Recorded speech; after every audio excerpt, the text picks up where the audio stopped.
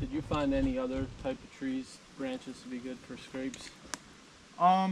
Yeah, I mean, I don't know if I like anything as much as beech, but I would say like a lot of times I'll use like an oak branch. I don't really care what the overhanging limb is.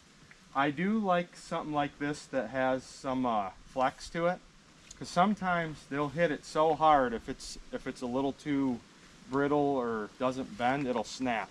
And if this thing snaps, the scrape's shut right down. Yeah. So Like I know, like around where we're at, we have a lot of beech, and most of the scrapes will actually be under beech. oh yeah, Beech trees. yeah, no, they love to scrape under beech.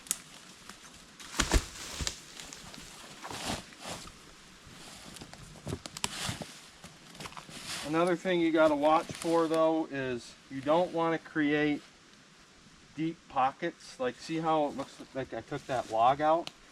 You don't want the scrape to fill up with water, because when it does, it won't hold scent from the deer.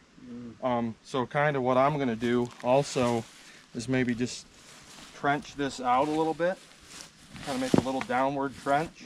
That way any water that fills in there is just going to blow right out. Because even though this is the most important aspect, you still want deer to come in there pissing at that, and you want that scent to hold.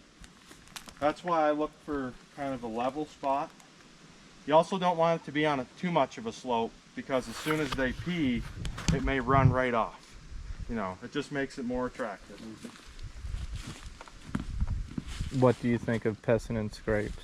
I think it's fine. However, once again, if I'm hunting it though, like say if I do come in and hunt this scrape, or a client does, I'm not even coming to the scrape before I hunt, so then it's pretty hard to put scent on there anyways. Right.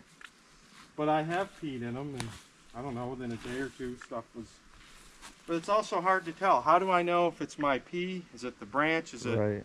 you don't know. Yeah. Do you put any scent on the branches sometimes or not? I never do. Okay. Nope, just exactly what I did there. You know, I just got it down to the mud, because they're going to start pissing in them here soon. Other than that, I'll cut just to get out of my camera's view. I want to create like a good lane for the camera. I think that's probably why, like I've made a good bit of mock scrapes and never had them hit it, but when you have that visual limb. Exactly. Yeah, same. See how like it's in a little bit of an opening too? Yeah. Like stuff could be over there. Many deer that I've even shot were walking. They didn't smell the scrape. They just saw that limb. Because the reason why I hang this vertical limb, what this means is a deer came in, worked the scrape, and snapped. They usually will snap that branch.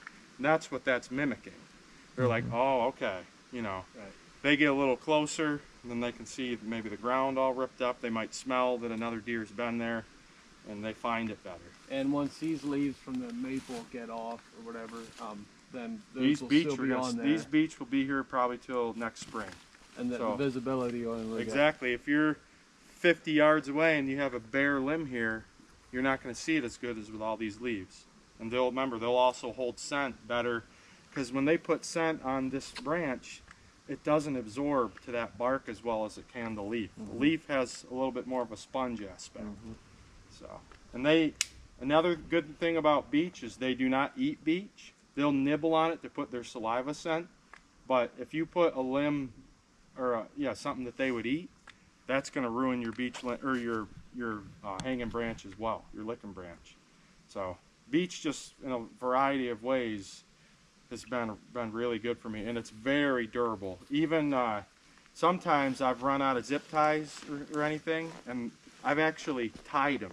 Like, it's similar to vine. You can you can do a lot with it to hold up. Have you ever considered doing like evergreen limbs or anything? Like, have you ever tried that? Evergreen, the problem with evergreen is once you snip it, within probably a month, all the needles seem to fall off. And it is a very brittle branch too. Okay. Keep that, because these things, I'm telling you, they're going to take a pounding. I mean, so they rip them up pretty good. Oh yeah, and that's why, like I said, this is pretty, I can bend that pretty good. Tree's in pretty good shape. This should hold up. I think it'll hold up for a while, hopefully. So with all this scent we're putting in here, what's the quickest you have a buck come back in? Oh, I've still had them that day. Last Serious? year, the biggest deer we had on camera. I'm not saying this is common. So I had a camera out like for a year, got a giant on camera. I kind of followed the direction that he came from, and I came up to a huge bed. And then like right near that bed, I saw like a pretty good spot for a mock scrape. Put the camera up, and then a few hours later, obviously I wasn't there, he came back to lay in that bed and hit that scrape in a few hours. That's crazy. Crazy. That- 100 and probably 65-inch deer. Are you saying that was in the summer? Like this That was time in of year? September. Are you serious? Yep. Yeah, biggest deer I had that I at least posted on camera last year.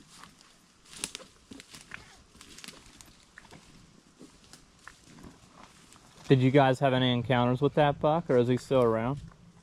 We believe he's still around. We never saw the deer. We hunted it a few times. We didn't have any pictures of the deer after hunting season. However, we think it's only his rut area because we didn't have the deer all summer, and then it showed up in September, stayed around for the rut, and then it disappeared again. But we think a deer of that size we probably would have heard if somebody shot it, most likely. So we're just hoping he comes back this fall.